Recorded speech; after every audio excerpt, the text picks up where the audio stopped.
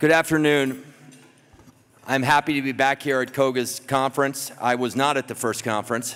As Dan pointed out, I was a teenager and doing other things at that point in my life, but I'm happy to be back here and happy to salute all of you for all you do for Colorado's communities. As I often say, I'm running for governor of Colorado for three really important reasons. They're my kids, Craig, Coco, and Olivia, but not just my kids, all of Colorado's kids, because I want future generations in this state to grow up in a Colorado with abundant economic opportunity. And as you all know, our energy industry's future is directly aligned with Colorado's economic future. The energy industry is responsible directly and indirectly for more than 230,000 jobs and $32 billion of annual economic impact to our state. The hardworking men and women who work in this industry make sure Coloradans have access to abundant, readily available, clean, affordable energy.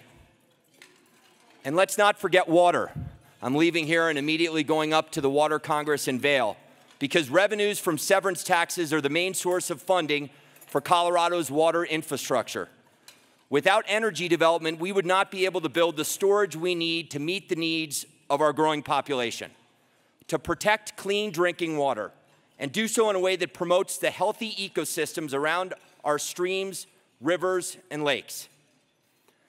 And in order to keep energy affordable for all Coloradans, we need to have an all-of-the-above energy policy that includes both renewable and traditional sources of energy. But it's inconceivable to think we can transition to 100% renewables in the near future. Our current governor has even called that proposal pretty radical. Energy experts say it's not possible, and the cost will be most expressly felt by Coloradans who can afford it the least. We shouldn't be imposing top-down mandates and picking winners and losers. That's what markets are for.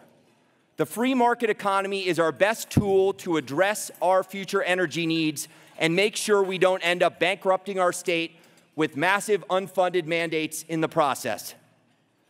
We also need to look for new ways to grow our economy. And one of the ways we can do this is to export Colorado's clean energy all around the world. I have for many years now been a strong supporter of the Jordan Cove pipeline project in western Colorado, because I recognize that it will bring more jobs and economic opportunity to all of Colorado, especially our western slope communities. This project holds transformative potential for western Colorado. But most unfortunately, my opponent refuses to provide a simple yes or no answer on whether he supports this project. And as you all know, Democrats like Governor Hickenlooper and Senator Bennett have both been supportive of Jordan Cove for many years. And I think the next governor should be fully on board with a project that has a history of bipartisan support. Congressman Polis has been in Congress for a decade, and he says he has environmental concerns about this project. But when it comes to balancing environmental concerns and the need for growing Colorado's economy, we must remember that these two goals are not mutually exclusive. The values that all of us care about as Coloradans, which include the safety of our families first and foremost, clean air, streams to fish in summer with our kids, mountains to hike in summer and ski in winter, are not mutually exclusive from a regulated, accountable, and responsible energy industry in the state of Colorado. We can have it all. We can have it all, and anyone who says differently is presenting you with a false choice. And while we are at it, I oppose the energy ban disguised as Initiative 97.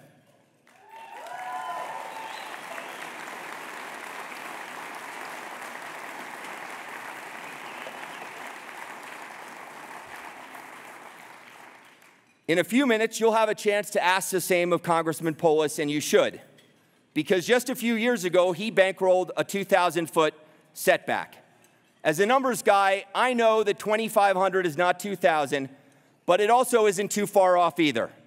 Ask most operators, and they will tell you the difference is negligible, but the result is the same. the energy industry being driven out of Colorado.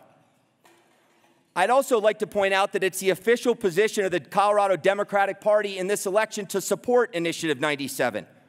This is nothing more than a jobs-killing measure, plain and simple. The Republicans, I will also remind you, hold a one-seat majority in our state Senate, one solitary seat. If Democrats next year control the House and the Senate, and I'm spending more time fishing with my 10-year-old, how long do you think it will be before another setback bill hits the new governor's desk? Will it be Senate Bill 1, 2?